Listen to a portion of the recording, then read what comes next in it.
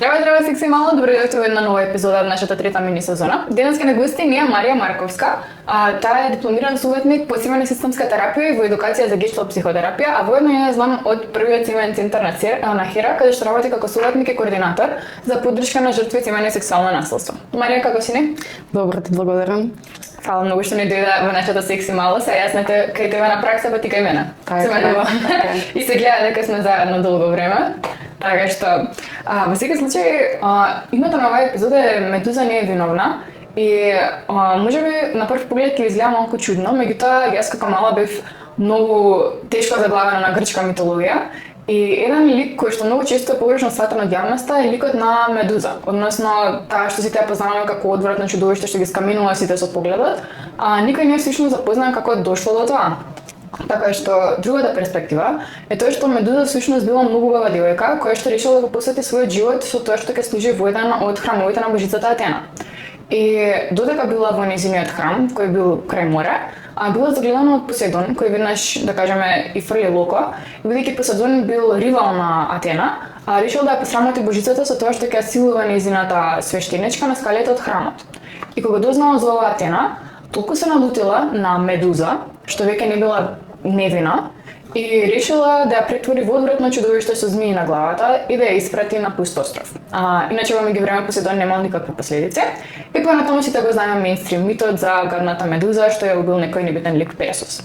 Во секој случај, ова е еден од поодвратните митови за мене. Мислам, дури кога сум била помала, кога не сум го разбирала, меѓутоа како што растам, уште поодвратно ми е тоа што ваквиот однос е всушност реално за голем број на жртвите од сексуалното насилство. Така што моето прво прашање како советник кој што работи во таков центар е зошто ваквиот тип на сексуално насилство е сек поприсутен и покрај тоа што имаме регулативи за заштита и како се општо оставуваат такви митови како сама си го барала. Так. Како што самата кажа дека таквото сексуално насилство за таквото сексуално насилство никој не одговорил, па така би кажала дека иако има закони, нема спроводливост на таквите закони. Жените се плашат да пријават затоа што можат да бидат осудувани од општеството, можат да бидат ретравматизирани со тоа што ќе се бара од нивна страна по институции да ја повторуваат приказната, да бидат испрашувани од различни ликови, без разлика дали тие личности имаат емоционална интелигенција и знаат на кој начин да пружат и емпатичен однос и поддршка на самата жртва.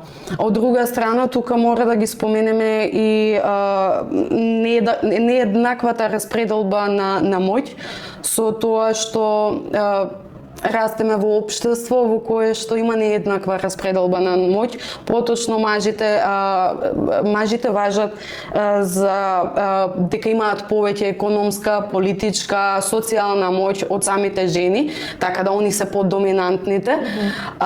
Така да мажите се сматраат за тие што ја имаат доминацијата, додека жената секогаш е подчината.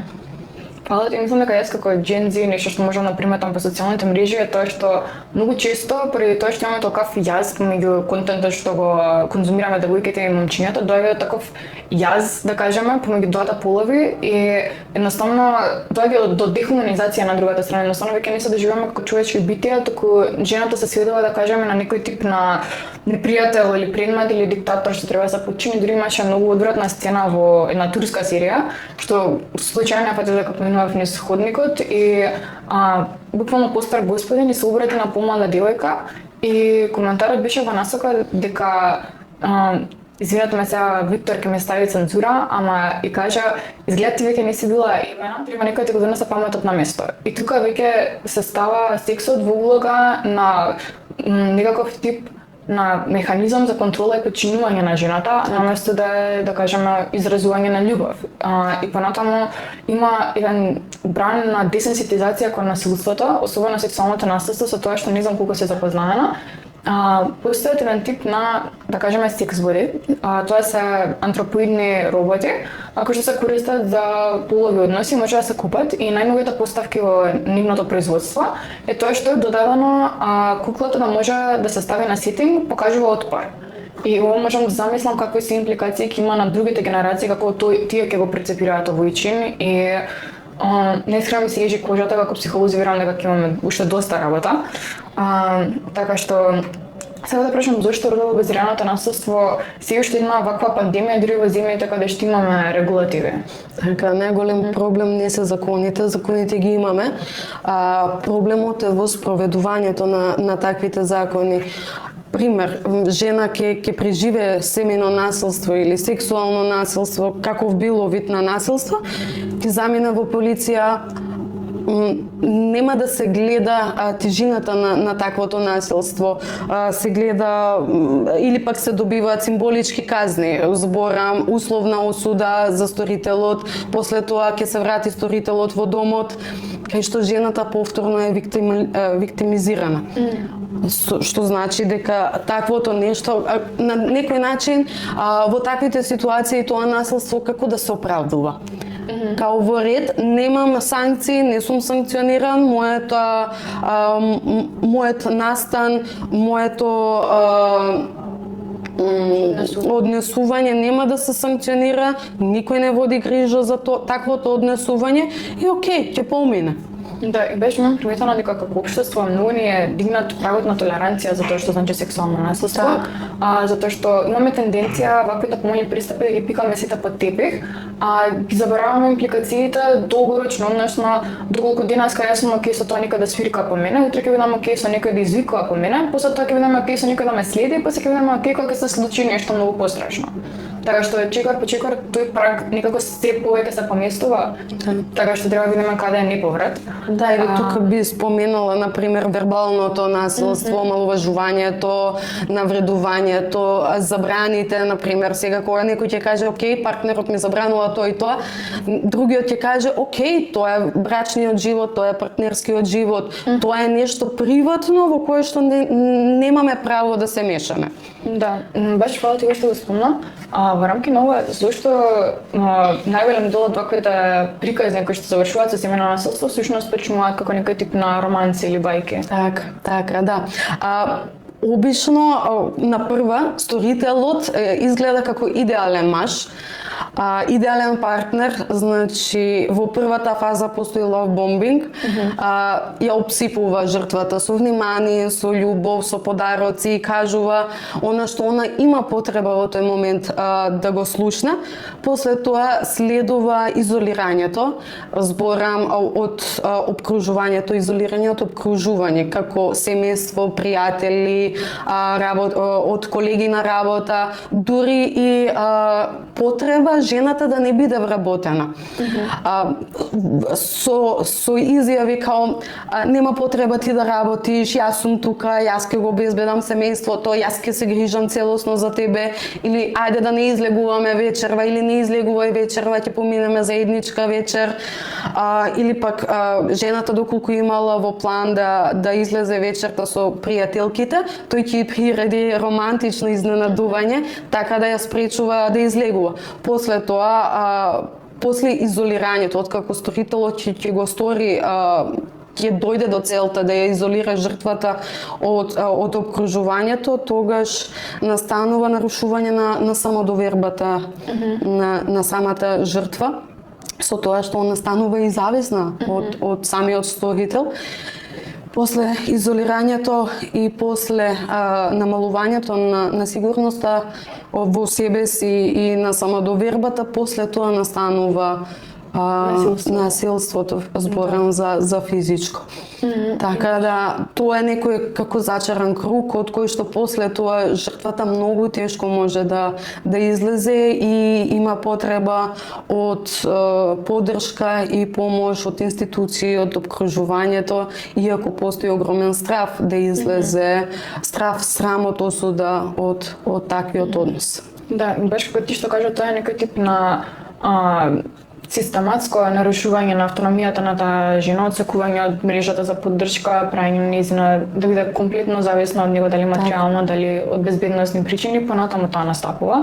И дури жртвата се плаши да пријави затоа што многу често е присутно обвинување од институциите и од околината. Така што сега да пречам фуси некои од почестите облици преку кои што можеби свесно или несвесно го правиме ова, зашто дури понекогаш учествуваат и самите жени. Так, да, обично најчесто е самата си го барала, зарем не видела во што се впушта, иако, како што кажавме и претходно, тоа не е видливо на прва. Обично сторителите, дури за окружувањето, се многу мирољубиви, многу љубопитни, многу толерантни личности. Обично е самата си го барала и она, па зошто била така облечена. Значи, ја обвинуваме самата жртва за начинот на кој што се облекува, начинот на кој што изгледа многу провокативно. Ова се потекнува од патриархатот, така да ние сме научени жената да биде мирна, да биде пристојно облечена, да не привлекува многу внимание. Тука се обвинува и нејзиното однесување, као многу слободно се однесува, многу пие, излегува со доста мажи во исто време, карактерот, така да се обвинува самата жртва, но се обвинува од причина за да се заштитиме самите себе си, да се заштитиме, се со цел заради тоа што ако ја обвинеме жртвата, ние сме посигурни. Таа е виновна, не сме ние. Одговорноста ја префрламе на жртвата, а со тоа и ние се чувствуваме побезбедни. Ако жртвата е виновна, ние сме побезбедни, на нас нема истото да ни се случи. А за ние да не го направиме. Всушност, реално се тоа може случи на било кој без разлика како изгледаме. И беше целото тоа префрлање на вината на жртвата, а на некој начин кажува нема напаѓа мене, нападнија другата девојка. Јас ќе се однесувам попристојно, но секогаш ќе има некоја друга девојка која што можеби не се однесува толку пристојно и зашто да не бидеме двете безбедни, зашто немаме такво општество. Жртвата никогаш не е одговорна за она што ја се има случено. Значи, без разлика дали сексуално, дали физичко, дали економско, дали психолошко насилство може да се случи на било кој од нас. Да, и многу често се прави тоа и со тој тип на црно-бело гледање на светот или карма, на лоши луѓе се случуваат лоши работи или од типот на нема жртви, сигурно се предомислила што и да е, или дури индиректно да го кажаме, не знам, ај заборави го и преболи или ова да не се спомнува веќе ќе помина. Тоа е на некој начин целосно инвалидирање на чувствата на таа жртва, подочно не сакам и ние да ја виктимизираме преку самиот јазик, меѓутоа таа девојка може би поминува низ хорор и треба малку некој да ја исклуша, да бидат поддршкани, да ја каже тоа да се пикне под тепех. Така. Доста често и се случува и во партнерски односи, во брачни заедници да постои сексуално насилство, но ние го оправдуваме, па тоа е обврска во бракот. Да. Мажот е сопственик на нејзиното тело. Значи, без разлика дали сме во врска, дали сме во брак, имаме право да кажеме не на сексуален однос. Да, фала ти многу за ова и се посочам дека не бем дело до родово тоест кампањата за родово базирано насилство, се секогаш насочени кон подигнување на свеста, меѓутоа ретко кога всушност гледаме физички промени, така што друго ни е потребно освен подигната свест за да имаме реални промени во системот. Така. Најпрво потребна ни едукација.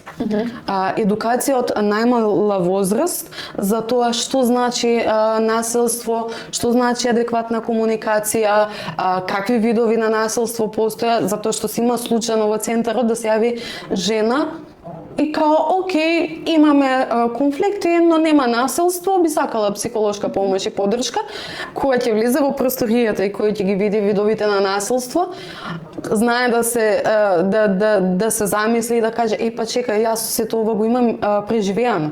Така да нема доволна едукација за тоа што се представува семејно насилство и кои се видовите на семејното насилство. Така да мислам дека едукација од најрана возраст и те како е потребна. Зборам да се започне од училишта, во организации, во работен контекст. Од друга страна потребна е едукација и во институции. Зборам во образование, во центрите за социјални дејности, во полициски станици и така натака, затоа што они ги знаат законите, не викам дека не ги знаат законите, но од друга страна не немаат она емоционална страна да и пристапат на жртвата, бидејќи жртвата која ќе се јави за помош не се јавува првично на психолог или во некоја невладина организација, таа се јавува во социјални институции, во полициски станици, во образовни установи и така натаму. Можеби за нив е потребна сензибилизација и да кажеме поголема осетливост кон проблемите, бидејќи кога што кажете они главно се соочуваат со понасилни дела, а насилството не почнуваат кога он ќе дигне рака на тебе, почнуваат многу порано. Така. И фала ти што го напомена моментот дека е потребна едукација на сите возрасти, бидејќи многу често имаме тенденција да префрламе вината, тоест да префрламе одговорноста на помладите генерации. Од наредната генерација ќе имаме едукација ќе биде подобро. Од наредната генерација ќе почне некаква промена, а всушност примарната едукација потикнува од семејството и децата учат однесувањето во таа примарна заедница, во тие кругови. Така што ја би рекла дека е потребно и многу работолници за здрава комуникација и менеџирање со емоциите примарно на возрастните, па преку нив да учат децата. Затоа го спомнав, е потребна и во организации, во работни средини, за да можеме да ги промениме работите од корен. Значи, културолошки да се промениме на некој начин. Па ќе кажам, раснеме во патриархално општество во кое што се знае мажот е глава на куќата и тука е крајот. Нема никаков напредок од сето тоа, иако постојат закони. Многу жени доаѓаат со тоа, окей, па тој ми е маж, тоа е нормално да се случува и само се интензивира или пак ќе помине. Нема да помине, никогаш не поминува. Да, и мислам дека тоа што почнува како романса, сите го имаме тоа во себе, се надојде ако се врати доброто време, знаеш ако се не со тебе како може и тоа е тоа што не држи заробени. Така. А нереалноста, тешко ни падна да се гледаме дека всушност тој човек никогаш не постал како била манипулација. За жал така е во 99% од случаевите. Нешто. Во секој случај, после се тоа, како всушност да изградиме систем кој што вистински ги заштитува жените наместо само да ги залечува раните од тоа што се случило? Така. Како што кажавме, действуваме откако нешто ќе се случи. Треба малку да ја зајакнеме и превенцијата. Зборам превенција пред да се случи одредено насилство. На кој начин може да превенирам? Со фокус, пак ќе кажам, на едукација на сите возрасти, од најмали нозе да учат дечињата што значи насилство, што значат граници, кои се видовите на насилство, на кој начин можат да комуницираат ненасилно, на кој начин да кажат не. Да бидат цврсти во својот став, да се научат и од друга страна дека еднаш ка кажано да, тоа не значи за секогаш дека ќе биде да. Дека можат и да го повлечат своето да и да кажат во одредена ситуација не. Баш преди ова е битно да имаме тоа сеопфатно социјално образование во училиштата, бидејќи една од компонентите баш се обрнува внимание на делот согласност. И мислам дека многу драстично ми се намалила стапката на ваков тип на насилство, доколку сите сме свесни што се опфаќа таа согласност. И се така би додала како две психолози, како психолог кон психолог, дека е потребно адекватна психолошка поддршка и за жени и за мажи. Една работа што мене многу ми се допадна во вашиот центар е тоа што имате програмата за реинтеграција на населници. На старители. На старители, да. Односно, бидејќи сметам дека писа под соказнување, нема да направи никакво добро, освен што може би повторно ќе ги засили некои тенденции, односно ќе се појави обвинување кон жртвата долгорочно затоа што тој претрпел последици, наместо да биде освестена мотивацијата за некој дела и истото однесување се промени понатаму. Така, точно. Во првиот семеен центар постои програма која што е наменета за сторители на семејно насилство, тоест психосоцијален третман на сторители на семејно насилство, кое што е со време трајање од 4 месеци. Зборам за индивидуални средби, првични индивидуални средби за проценка, после тоа следуваат 16 тематски средби групни, кои што сторителите се обврзани да ги посетуваат. Они се тематски, при што се обработуваат теми као насилна комуникација, начини на справување со непријатни емоции, зборам за гнев, зборам за фрустрација, лутина, значи мажите учат на кој начин да се носат со таквите емоции, а да не ги повредат, да не ја повредат спротивната страна. Многу е важно да се збори и за реинтеграција на таквите личности, затоа што ако некој стохител биде осуден на казна затвор, доколку излезе, ако нема ресоциализација, повторно ќе го направи истото дело. Значи, мора да се работи со тие личности, не да се осудуваат, бидејќи има причина од каде потекнува таквото однесување. Мора да се работи на емоционалната свест и на освестување и на превземање на одговорност на таквите личности. Фала ви, многу се надам дека ќе има повеќе вакви центри низ Македонија наскоро отворено. Во секој случај после целата наша епизода мислам дека е главно да заклучиме дека сите треба да бидеме свесни и одговорни за нашето однесување.